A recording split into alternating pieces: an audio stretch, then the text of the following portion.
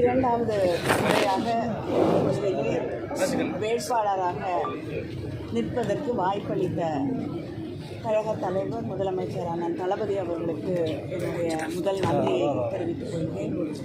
இந்த வெற்றிக்காக பாடுபட்ட மாவட்ட கழகத்தின் செயலாளர்கள் இருவருக்கும், அதே போல் மேயர் அவர்களுக்கும், இங்கே இருக்கக்கூடிய சட்டமன்ற திராவிட இந்த வெற்றிக்காக உழைத்திருக்கக்கூடிய அத்தனை பொறுப்பிலே இருக்கக்கூடிய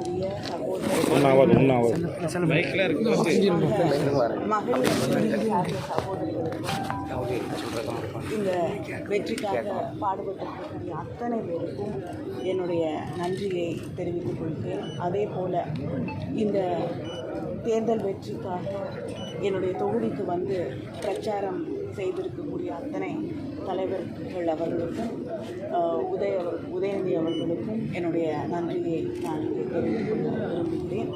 மிக முக்கியமாக இரண்டாவது முறையாக எனக்கு வெற்றி வாய்ப்பை அளித்திருக்கக்கூடிய இந்த தூத்துக்குடி தொகுதியின் மக்கள் அத்தனை பேருக்கும் இவ்வளவு பெரிய வெற்றியை எனக்கு வழங்கி இருக்கக்கூடிய அவர்களுக்கு என்னுடைய மனமார்ந்த தலை தாழ்ந்த நன்றியை நான் தெரிவிக்கிறேன்.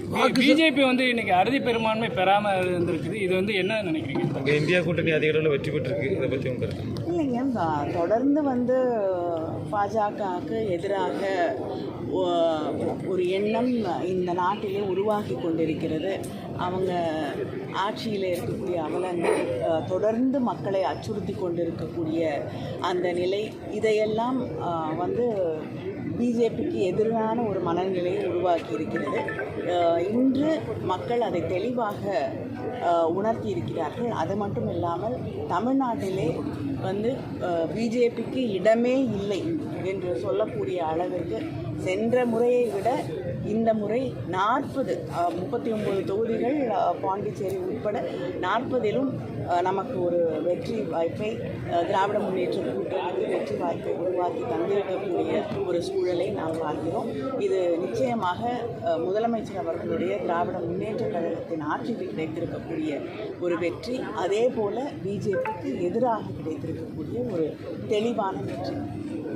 தமிழகத்தில் பிஜேபி வந்து ஆனால் 15% வாக்குகள் பெற்றிருக்கு. அதே நேரத்தில் பிஜேபி ஆனால் வருங்காலத்தில் அவங்க எப்படி ஒரு காம்படிட்டராக இருப்பாங்க? நிச்சயமாக இல்லைங்க, வருங்காலம் அப்படிங்கிறதுலாம் அவங்களுக்கு கிடையாது.